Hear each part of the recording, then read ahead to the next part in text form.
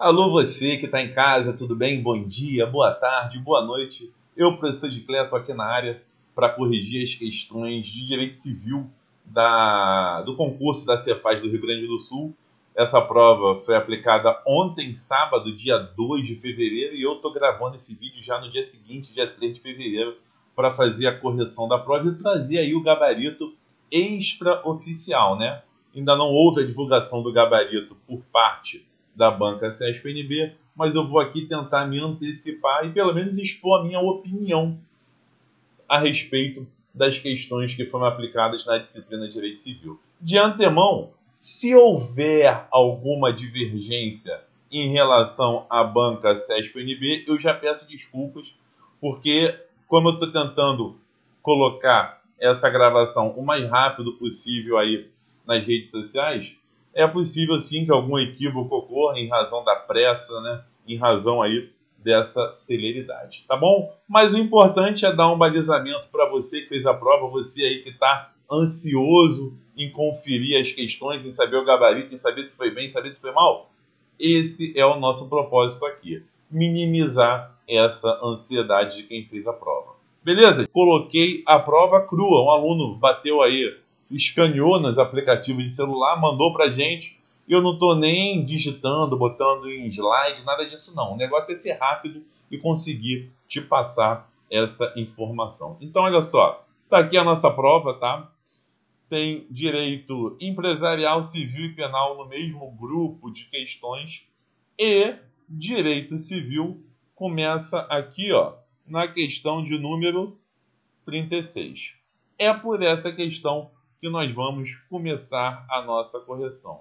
Ah, Edcler, mas a questão 34 aqui fala de Código Civil. Sim, mas ela fala do contrato de compra e venda mercantil. Então isso aqui é direito empresarial. Não vou entrar no mérito da correção dessa prova, tá? Vou falar aqui da questão de número 36. Olha só, saindo da frente, a gente já tem a questão 36 dizendo que Júlia e Mateus são noivos e sem experiência acerca de imóveis, decidiram comprar um apartamento. Essa expressão aqui, sem experiência, ela já nos dá um balizamento interessante, tá?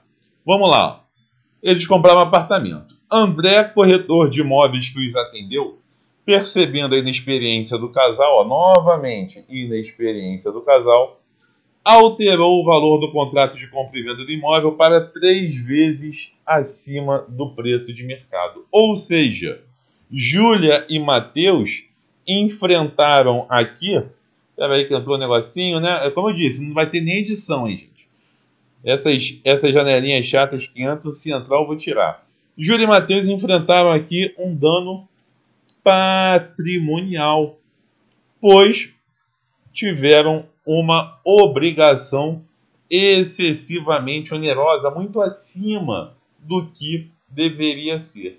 E aí eu te pergunto, considerando essa situação hipotética, antes o contrato foi celebrado no ano seguinte, e após terem pago a maior parte das parcelas em uma conversa com o amigo corretor de imóveis, Júlia e Mateus descobriram o caráter abusivo do valor entabulado e decidiram ajuizar uma ação com o objetivo de permanecerem no imóvel e serem ressarcidos somente do valor excedente já pago. Então, é o que eles querem aqui, ó, serem ressarcidos do valor excedente já pago. Considerando essa situação hipotética, em conformidade com o disposto no Código Civil, deve ser delegado em juízo que o negócio jurídico foi celebrado com defeito. Que defeito é esse? Esse defeito é o vício da lesão, por isso que o gabarito aqui é a letra B de bola, tá? O aluno que me mandou essa prova pra gente, infelizmente, se ele marcou a letra A, ele errou a questão. E aí, o vício da lesão, ele está previsto lá no artigo 157 do nosso Código Civil. Se você der uma olhadinha lá no nosso Código Civil, você vai ver aqui, ó, no artigo 157, justamente esse conceito que se amolda ao contexto da questão. Vamos lá? 157 está aqui. Vício da lesão. Ocorre a lesão quando uma pessoa sob premente necessidade ou por inexperiência, olha aqui, ó, inexperiência que eu citei para você no enunciado da questão, a dica que a banca deu para gente, se obriga a uma prestação manifestamente desproporcional ao valor da prestação oposta. E aí, o nosso parágrafo 2º diz que se não se decretará a anulação do negócio, se for oferecido um suplemento suficiente, ou se a parte favorecida concordar com a redução do proveito. É justamente o que está sendo pedido pelo casal, que a parte favorecida reduza o proveito e devolva o valor cobrado em excesso. Portanto, questão de número... Espera aí que eu errei aqui. Questão de número 36, gabarito, letra B de bola. Beleza? 37, gente. Questão 37 também muito tranquila, tá? Questão que falava aí da prescrição, gabarito letra E. Essa, o candidato ou a candidata que mandou essa prova para a gente acertou. Na prescrição, o que nós temos? Olha só. Ela diz o seguinte: a perda da ação atribuída a um determinado direito em razão do seu não uso durante determinado período de tempo. É o instituto da prescrição. O fundamento está no artigo 189 do nosso Código Civil, que você vai dar uma olhadinha aqui, ó. Nosso Código Civil, artigo 189. Vem dizendo assim, ó, primeiro artigo do título da prescrição e da decadência. Violado o direito, nasce para o titular a pretensão, a qual se extingue pela prescrição nos prazos a que aludem os artigos 205 e 206. Então, imagina que a pessoa tenha um direito subjetivo, tá? Que é um direito suscetível de prescrição. Esse direito foi violado.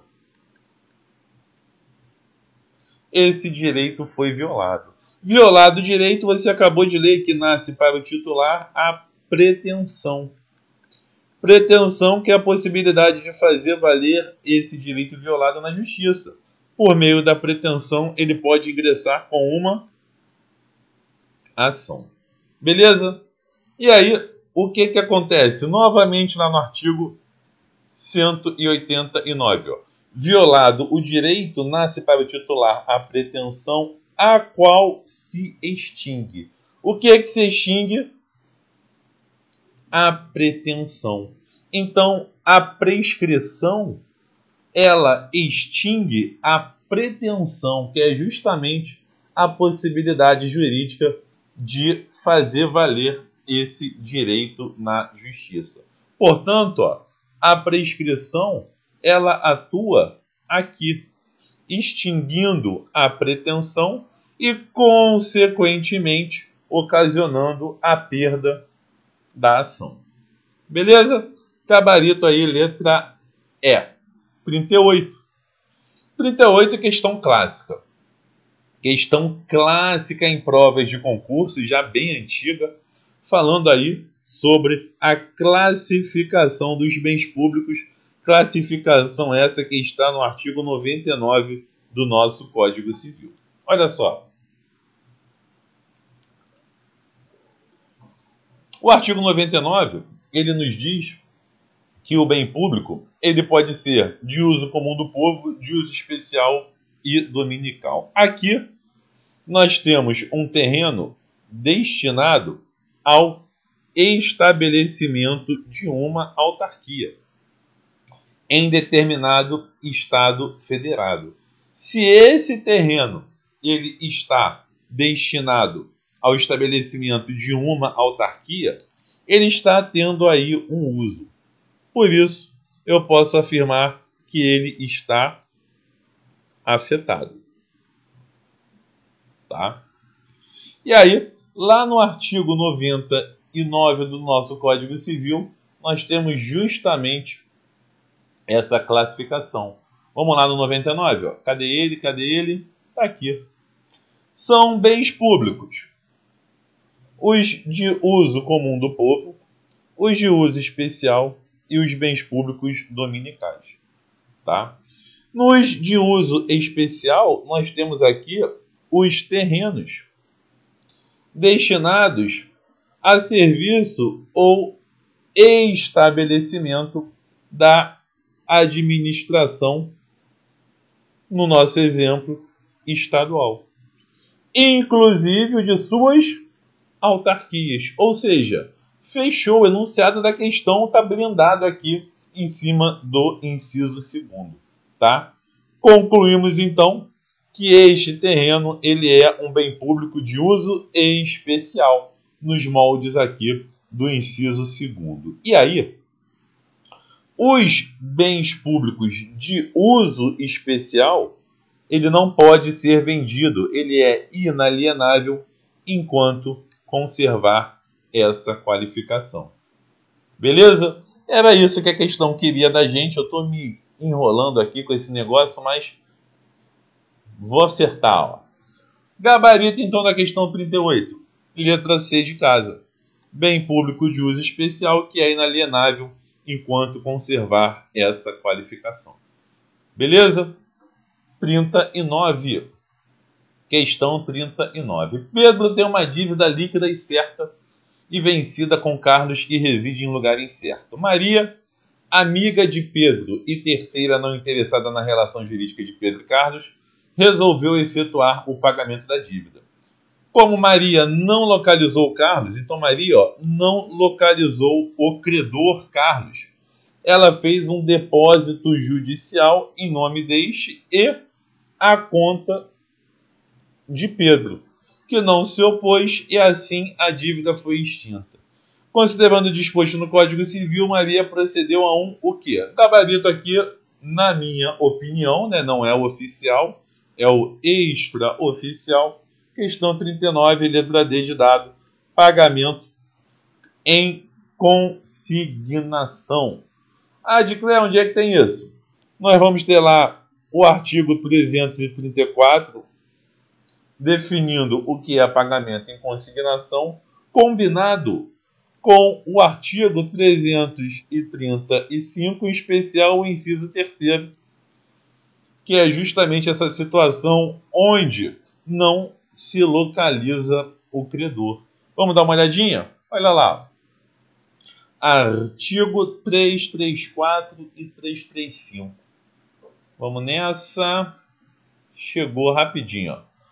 Pagamento em consignação. Está aqui no nosso Código Civil, dizendo: considera-se pagamento e extingue a obrigação o depósito judicial, que foi o que aconteceu na questão, ou estabelecimento bancário da coisa devida nos casos e formas legais. A consignação tem lugar. E aí vem o nosso inciso 3º. Se o credor for incapaz de receber, for desconhecido, for declarado ausente, ou residir em lugar incerto ou de acesso perigoso ou difícil. Está aí a situação narrada no enunciado da questão. Por isso, o pagamento em consignação. Beleza, gente? Mais uma questãozinha resolvida, 40. A 40 é direito empresarial, né? 40 aqui é direito empresarial, mas vamos resolver, vamos no embalo dela, para não perder tempo. Olha só, como ela é tranquila, dá para a gente brincar aqui. Ó. Questão 40. As cooperativas são o quê? Cooperativas são sociedades simples, mas, apesar de serem sociedades simples, de não serem sociedades empresárias, elas estão sujeitas à inscrição nas juntas comerciais. Por isso, o gabarito aqui, na minha concepção, é a alternativa A. Adclé, está escrito isso no Código Civil em algum lugar? Sim, está escrito isso no nosso Código Civil, lá no artigo 980 e pouco. Cadê ele? Deixa eu achar aqui para a gente. 982. Olha só. 982, papapá. Salvo as exceções expressas, considera-se empresário a sociedade que tem por objeto o exercício próprio, né, de atividade de empresário sujeito a registro. Show de bola. E aí vem o 982. Salvo as exceções expressas, considera, ou melhor, parágrafo único, tal, independentemente de seu objeto, considera-se empresária a sociedade por ações e considera-se simples a sociedade cooperativa. Então, está aqui que a sociedade cooperativa é uma sociedade simples. Voltando para a prova, gabarito, letra A. 41, sem perder tempo. Antônio outorgou por procuração um mandato para realizar negócios jurídicos de interesse do outorgante, Luciano. Um desses negócios jurídicos deveria ser realizado com a maior brevidade para evitar demora que pudesse gerar perigo. No entanto, pendeu de conclusão do negócio jurídico ele cometido. Luciano faleceu, pendente essa conclusão. Nesse caso, de acordo com o dispositivo do Código Civil, o que os herdeiros de Luciano deverão fazer? Gente, deixa eu sair aqui da frente, tá? Porque essa questão 41, ela é resolvida pela combinação de dois artigos. Nós temos aqui o artigo 690 do nosso Código Civil combinado com o 691. Vamos ver ele aí, ó. Artigo 690 do nosso Código Civil. Lá no 690, vem dizendo assim. Chegou. Se falecer o mandatário, ou seja, quando se faz um contrato de mandato, o mandante, ele outorga poderes para o mandatário. E o mandatário vai representá-lo. Esses poderes são outorgados por meio de uma procuração. Até aí, nenhuma novidade, tá? O que a questão está dizendo? Que o mandatário, essa pessoa que recebeu aqui os poderes, está dizendo que ele faleceu. Então, se falecer o mandatário, pendente o negócio a ele cometido, os herdeiros, tendo ciência do mandato, avisarão o mandante e providenciarão a bem dele como as circunstâncias exigirem. E aí, o artigo 691, ele conclui a análise sobre o caso. Os herdeiros, no caso do artigo antecedente, devem limitar-se às medidas conservatórias do direito ou continuar os negócios pendentes que se não possam demorar sem perigo, regulando-se os seus serviços dentro desse limite pelas mesmas normas a que os mandatários estão sujeitos. Então, se tiver aí uma situação, né, urgente, uma situação que, se houver demora, possa acarretar algum perigo, nesse caso, os herdeiros poderão precariamente continuar o negócio. E é isso que foi cobrado aí na questão. Olha só. Gabarito da questão 41, letra C. Nesse caso, os herdeiros de Luciano deverão praticar somente medidas conservatórias ou continuar o negócio jurídico pendente por sua urgência. Essa continuação, como eu disse, seria a título precário. Belezinha, gente? Show de bola. Questão 42. Questão facílima. Questão facílima. As associações públicas são pessoas jurídicas de direito o quê? Quando a gente trata das pessoas jurídicas, elas podem ser de direito público ou de direito privado. E as de direito público ainda se subdividem em pessoas jurídicas de direito público interno e de direito público externo. Nesse caso, nós temos aí o artigo 41 dizendo, no nosso Código Civil, quais são as pessoas jurídicas de direito público interno. Diclé, quero ver, só acredito vendo. Vamos lá, estou aqui para isso.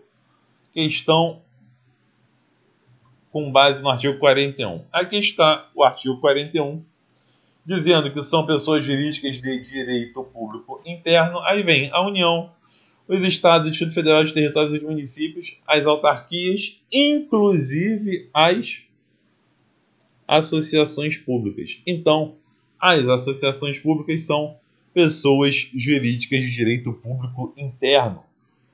E isso que foi cobrado aqui na nossa questão. Gabarito da questão 42, letra E. Questão 43. Essa foi uma das questões mais difíceis da prova, mas também nada impossível não, tá? Foi uma das mais difíceis, mas nada impossível. Olha só.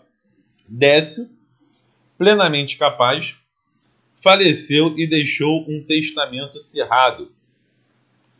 Testamento cerrado é o testamento secreto, escrito a rogo por sua amiga Leila. Então, Leila que redigiu o testamento.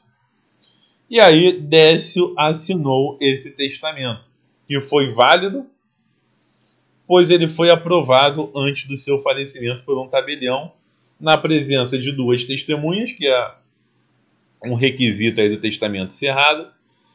Vale falar também que Décio era casado e tinha 3 filhos com sua esposa, com quem vivia, além de uma filha adulterina com a sua concubina.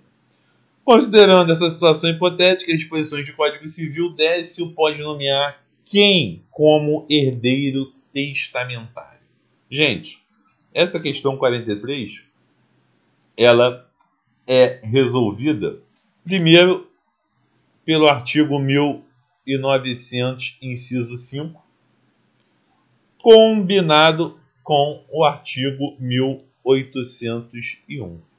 Todos, obviamente, do Código Civil.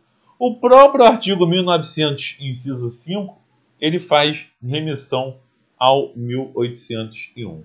Mas vamos lá no 1900, ó. Caramba, Dica, a gente saiu do 41 e foi para o 1900. É isso aí, direito civil é muito grande.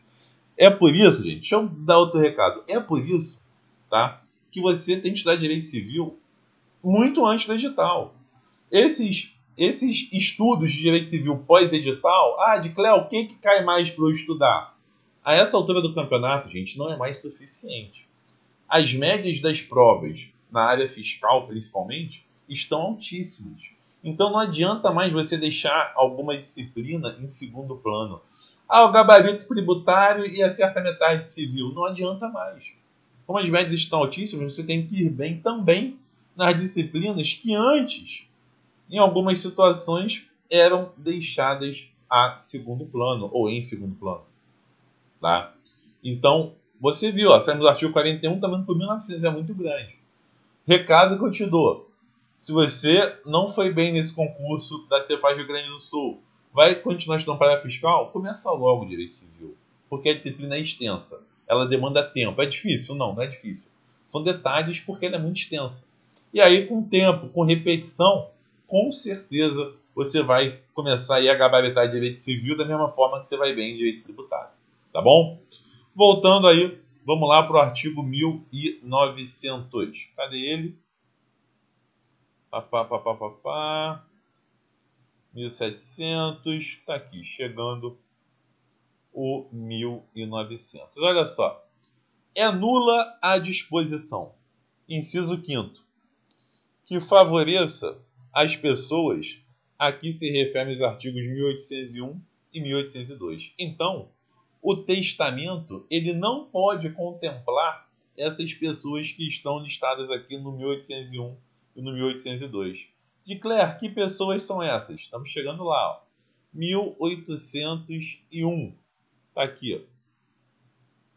Não podem ser nomeados herdeiros e nem legatários a pessoa que a rogo escreveu o testamento, nem o seu cônjuge ou companheiro ou os seus ascendentes e irmãos. Quem redigiu o testamento não pode ser contemplado, tá?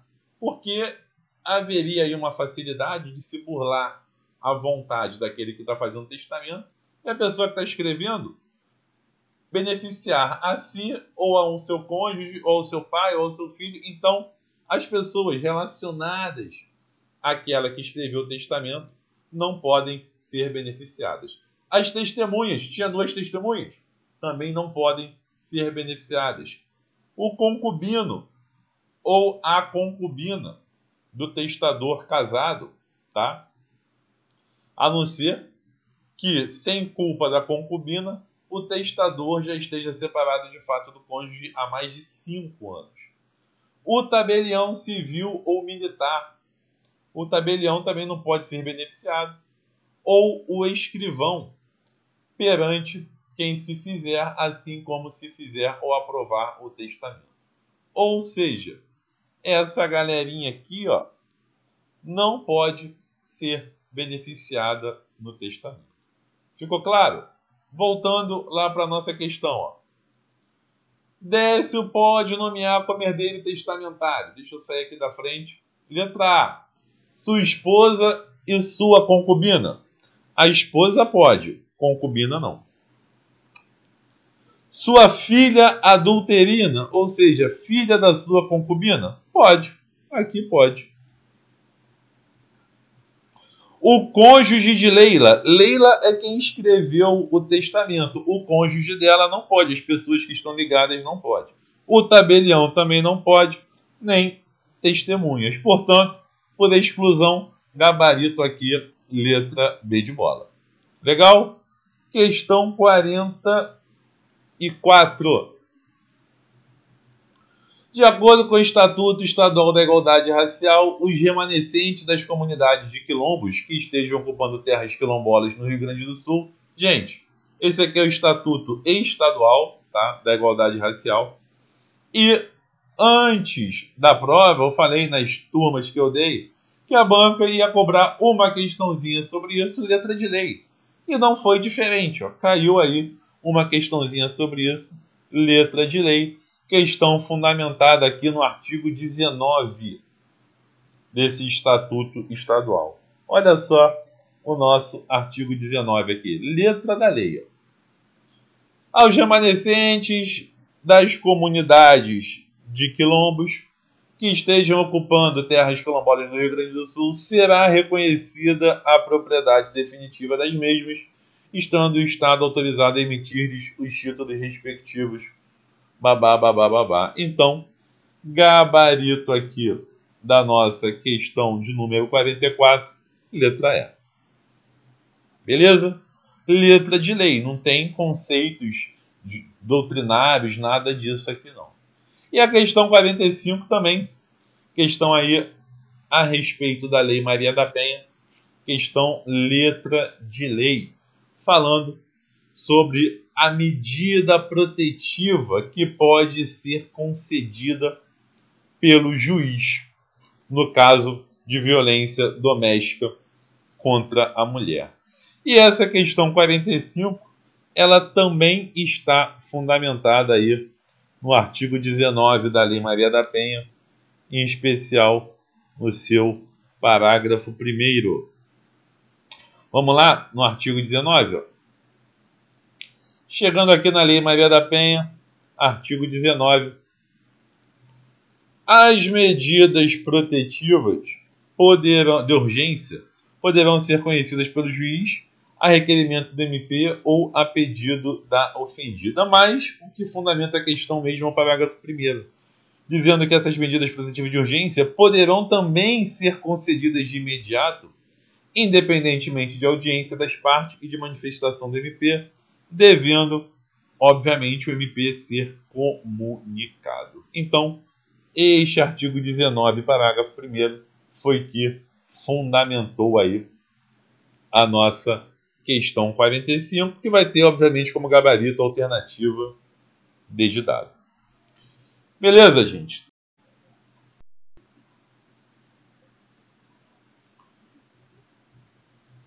Alô você, titio de Cleta aqui na área, mais uma vez para bater um papo bacana, falar aí sobre direito penal, correção da prova de auditor fiscal do Estado do Rio Grande do Sul, da Cefaz Rio Grande do Sul, tá? Tivemos aí a prova aplicada agora dia 2 de fevereiro, sábado, e hoje, domingo, 3 de fevereiro, já estou aqui fazendo a gravação da correção das questões. Lembrando que ainda não tem gabarito oficial. Então, o que eu vou colocar aqui nesse vídeo é a minha humilde opinião a respeito do gabarito das questões. Como eu estou fazendo tudo com muita pressa, para o aluno poder ter acesso o mais rápido possível a essa correção, para ele poder diminuir a ansiedade, tentar conferir aí algum possível erro que ele possa ter cometido. Então eu estou fazendo isso com muita pressa. E aí, obviamente, eu sou um ser humano, um gabarito que eu coloque aqui pode divergir do gabarito oficial, que ainda vai ser divulgado pela banca CESP-NB. Então, eu estou aqui colocando minha cara a tapa. Caso ocorra alguma divergência, já fica aqui o meu pedido de desculpas, mas eu acredito que o nosso bate-papo vai ser bastante válido, nem que seja para diminuir aí essa ansiedade. Belezinha? Ó, o que está rabiscado é da correção de direito civil.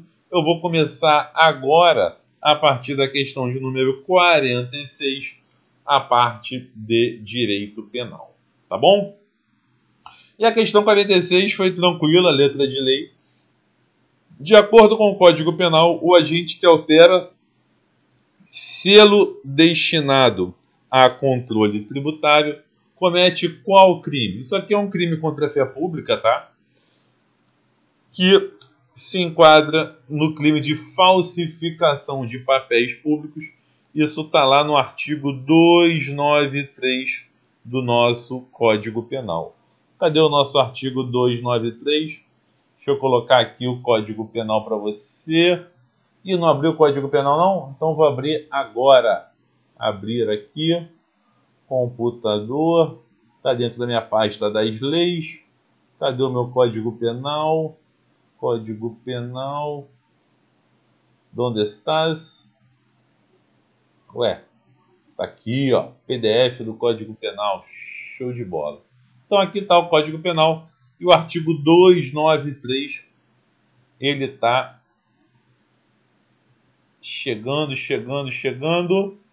Pronto.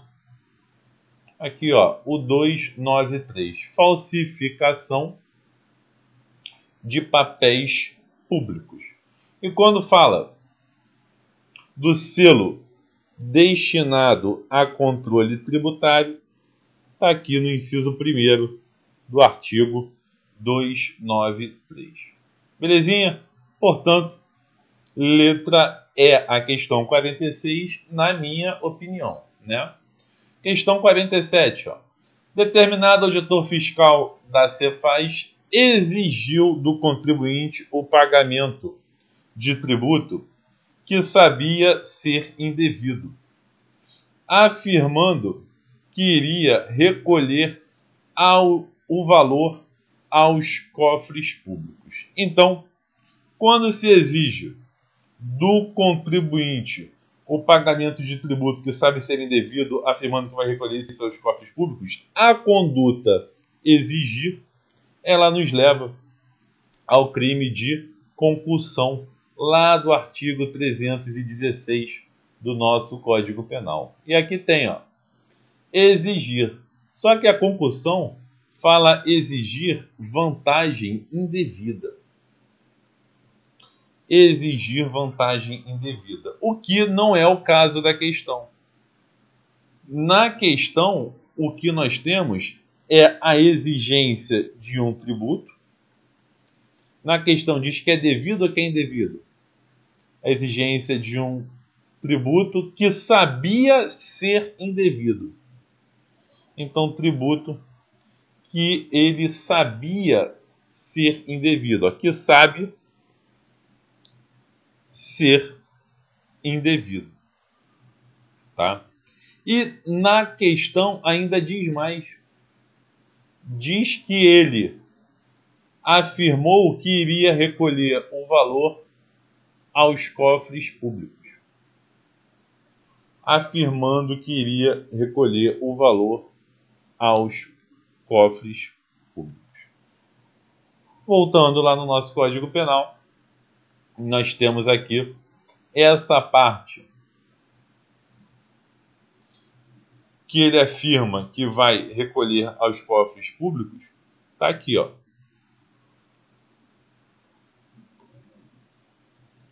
Então, eu entendo na questão que se trata aí do crime de excesso de exação, artigo 316, parágrafo 1º do nosso Código Penal. Gabarito aí, letra E. Mas merece um destaque aqui também a Lei 8.137, tá? Que fala dos crimes funcionais contra a ordem tributária. E aqui no inciso 2º tem exigir, babá, ainda que fora da função, tal, vantagem indevida. Então, muita gente poderia ter confundido com o crime contra a ordem tributária aqui do artigo 3º, inciso 2º, mas não é o caso, porque não houve aqui esse envolvimento da vantagem indevida. Ok? Tranquilo? Questão 48. O proprietário de estabelecimento comercial que impeça o acesso de auditor da Cefaz regularmente identificado e com atribuição para dar iniciação fiscal pratica o quê? Primeira coisa, você é auditor fiscal, tá? Chegou para iniciar uma ação fiscal em um determinado estabelecimento. Impediram seu acesso, você aqui vai ter direito a recorrer a forças policiais. Você pode solicitar forças policiais para providenciar esse acesso a você. Mas a partir do momento que você regularmente se identificou como auditor fiscal e o contribuinte, mesmo assim, desobedeceu a sua ordem de permitir o seu acesso, então eu entendo que aqui configurou-se o crime de desobediência, crime esse previsto no artigo 330 do nosso Código Penal. Cadê o artigo 330? Está aqui, ó.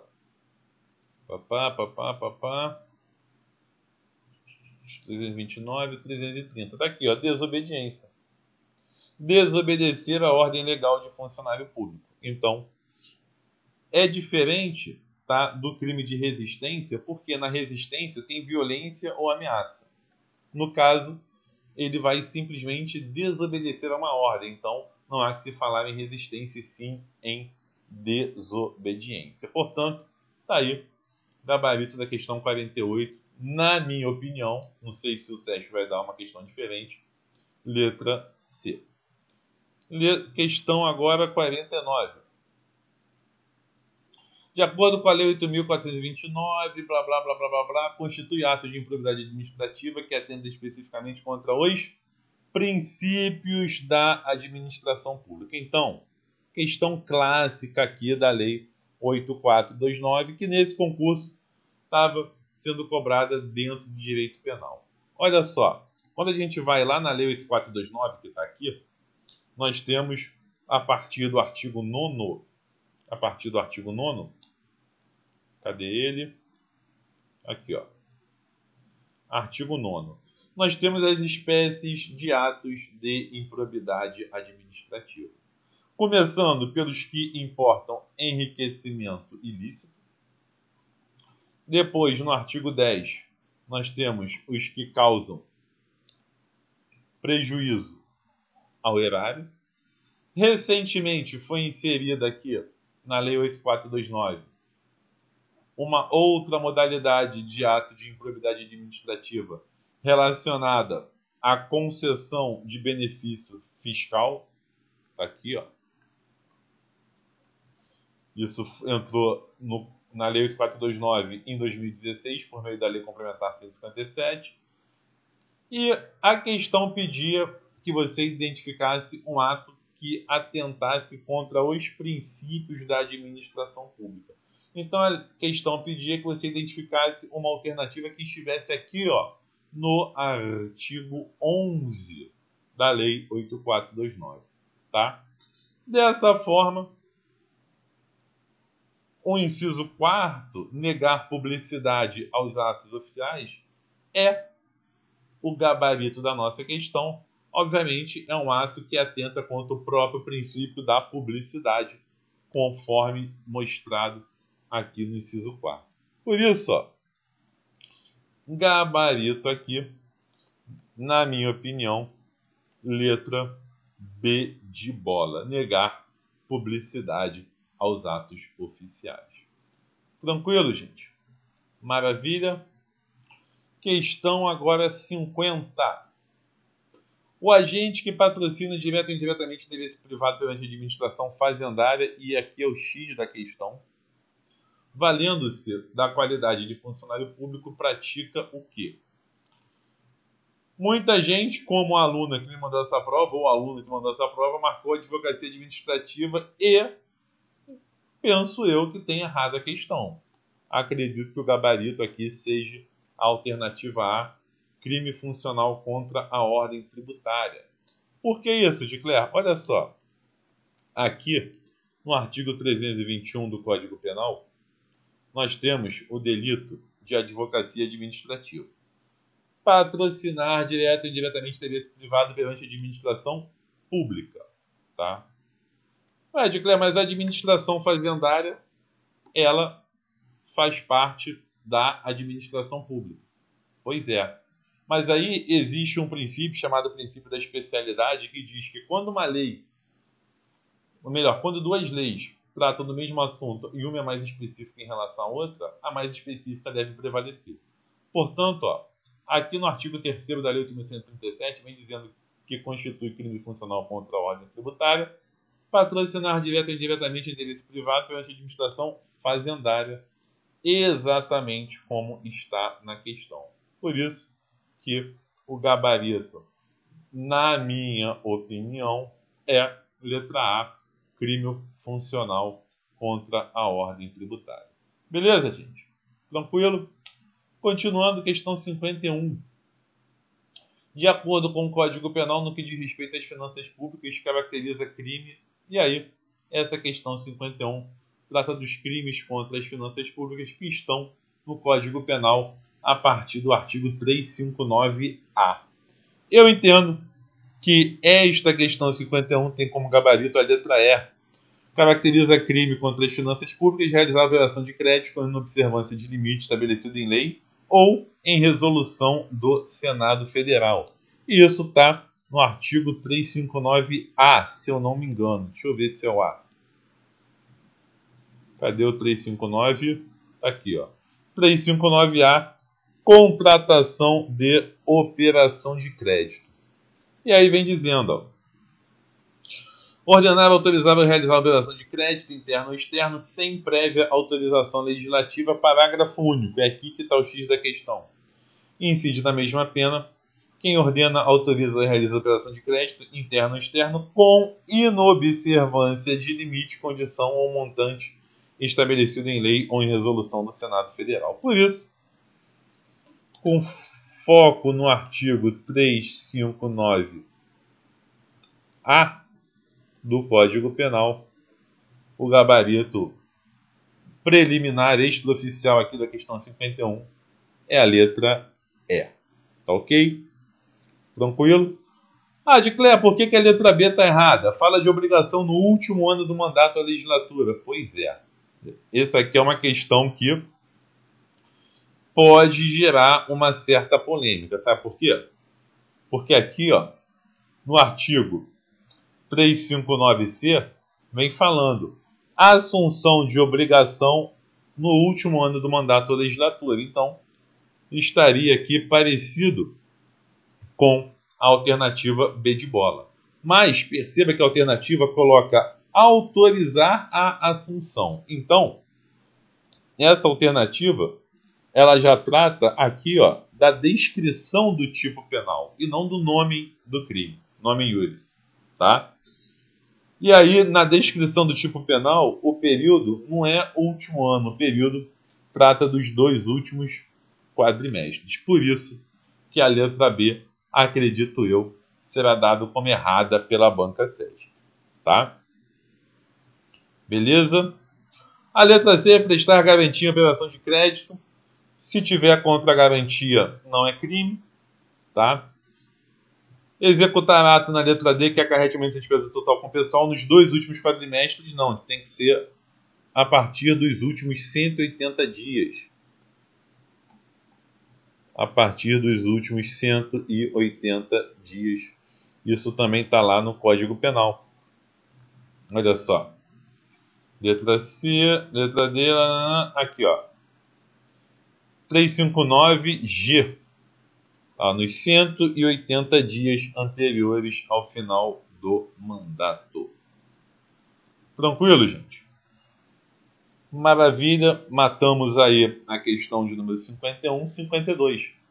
No que tange a aplicação da lei penal, a lei penal nova, que isso aqui eu coloquei 2 vezes nos simulados, porque a banca cobrava muito e caiu, né?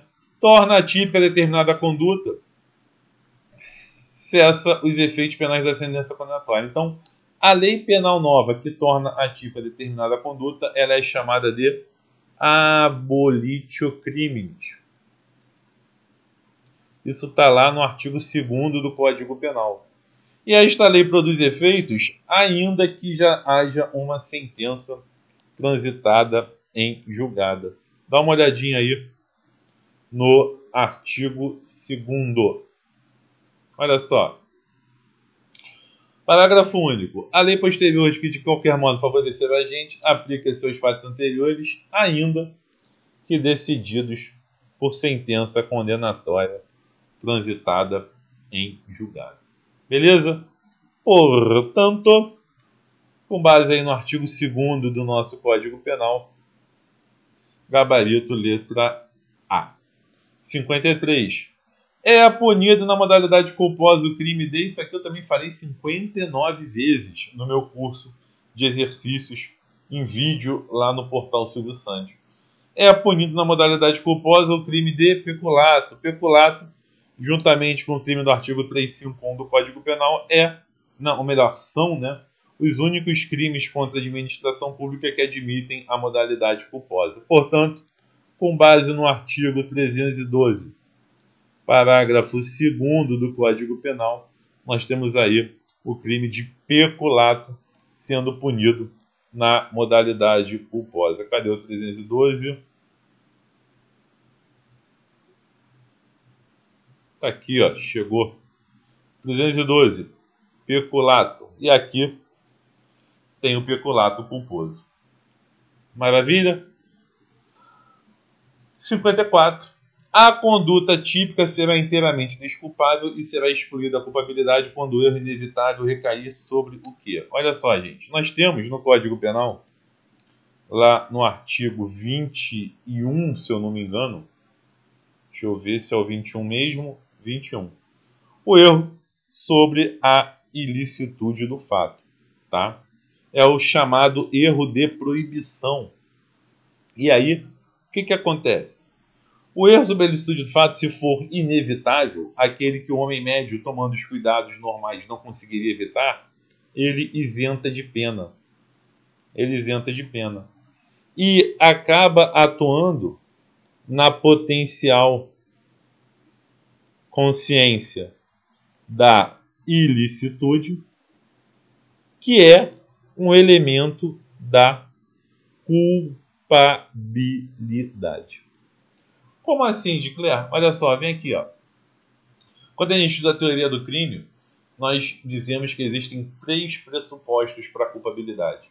O primeiro é a pessoa ser imputável. O segundo é ela ter potencial consciência de que aquela conduta que ela está praticando é ilícita, potencial consciência da ilicitude. E o terceiro é a exigibilidade de conduta diversa. Para uma pessoa ser considerada culpável, tem que ser exigível que essa pessoa tivesse tomado, né, uma conduta diversa, diferente da que ela tomou. Tá?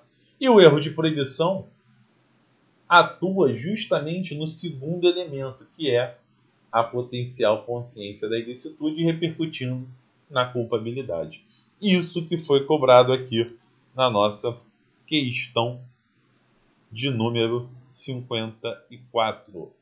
A conduta típica será inteiramente desculpável e será excluída a culpabilidade quando o erro inevitável recair sobre a gabarito letra E, ilicitude do fato. Beleza, gente? Tranquilo? Com isso, eu fecho aí a correção da nossa prova.